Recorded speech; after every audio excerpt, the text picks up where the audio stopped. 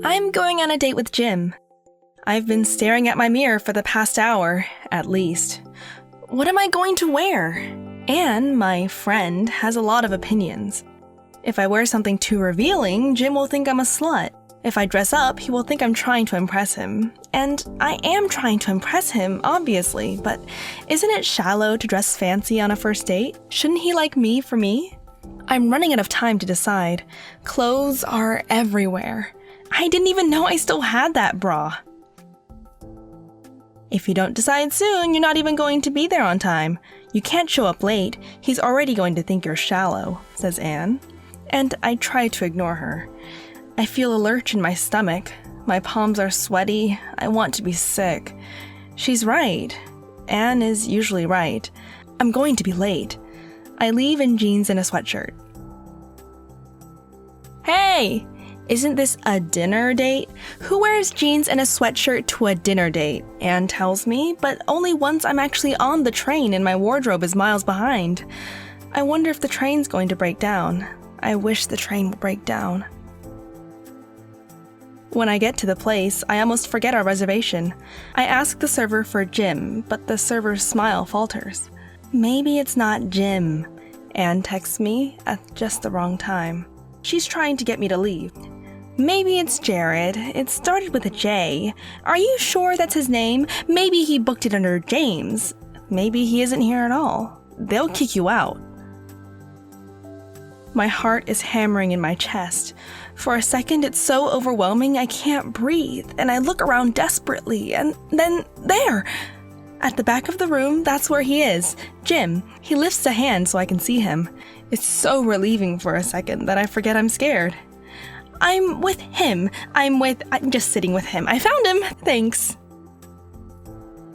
I drop into my seat after crossing the restaurant and being stared at the entire way there. It's a relief. I managed. I got here. I'm okay. Jim's still there, you know. You still have to talk to him, Anne reminds me. She's somewhere in the building. She sees everything.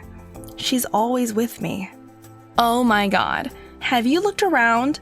Everyone's dressed nicely. Why are you wearing jeans? Hi, Jim says warmly. He's trying to smile, trying to be nice. I don't even need to ask Anne what she thinks about this. He thinks I'm a freak. Hello, I answer. Shake his hand, Anne eggs me on, because that's how you greet people, and without thinking, I shoot a hand across the table. It hits Jim's wine glass, which wobbles, then topples over, the wine spilling out all over the tablecloth and over him. Oh, nice going. Anne is sarcastic. Real good job there.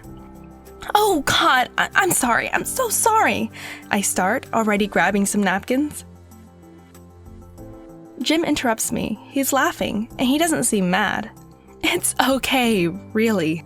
The napkins are all soaked through now, and I throw them down, exasperated. God, I'm sorry. I can't do anything right. Sit down, says Jim. He's more sincere now.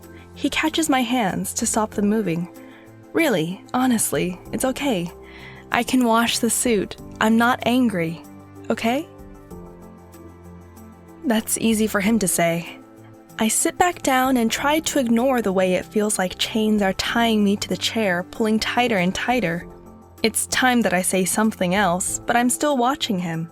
He takes his phone out and sets it on the table so that the wine doesn't soak through and ruin it. I open my mouth, and the phone starts ringing. I snap it shut again to avoid interrupting. Anne smiles. Oh, Jim says, when he looks at the caller ID. He stands at the same time, like oh and standing go together. He looks at me and my cheeks burn. I need to... something's come up. I'm really sorry. Can I call you? I need to take this. It's my aunt. She's really sick. I just need to take this. He doesn't wait for an answer. Already, Jim is walking out the door. Already, he is running away. I stare after him. Well, that lasted, says Anne, unkindly. Hello, bedroom. Hello, pajamas. If I just stay in you forever, I don't need to visit the outside world, right? Ugh, I groan. God, he hates me. What was I thinking? I throw the covers off of me. Stupid. Stupid, stupid, stupid. It would have been fine. If I didn't have to scare him off with being anxious, then none of this would have happened. She's on the end of my bed. I want to cry. I hate you. You need me. The answer is immediate. You need me because Jim hates you, because everyone hates you, and I'm the only one who sticks by your side. Don't you remember? We've been together since day one, Anne. Stop! You always make me doubt myself. I cover my face with a pillow and resist the urge to scream. This is impossible. I hate it. I hate this, living with her like this. Every day I have to pretend I don't hear her. I have to convince myself she's lying. The entire day's been ruined. I hate dating with anxiety.